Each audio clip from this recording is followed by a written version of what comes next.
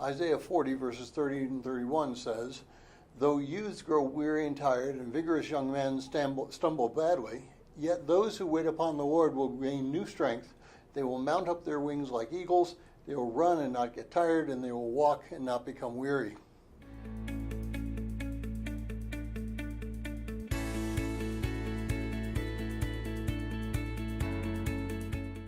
Well, if you're joining us in reading through this 90-day reading plan, today's reading is Isaiah chapters 39 and 40, and I encourage you to read that passage.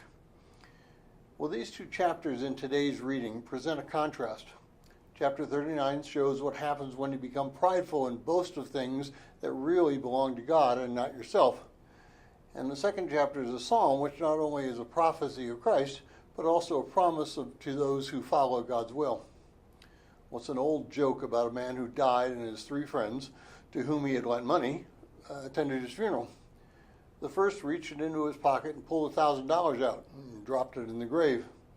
The second reached into his pocket and pulled $500 out and dropped it into the grave.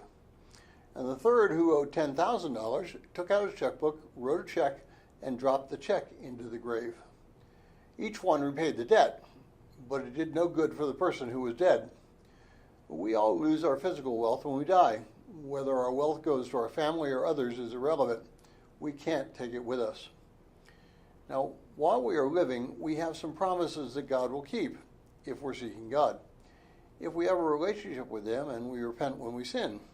If we use the strength which God gives us to know Him more, then we will be successful in what we do because it's God's work, not ours, that we are doing. Those who trust God, those who strive to do His will, are always renewed. It's exciting to see how God works in people's lives, particularly when He has allowed us to participate in those lives. It is our responsibility to walk before God as best we can.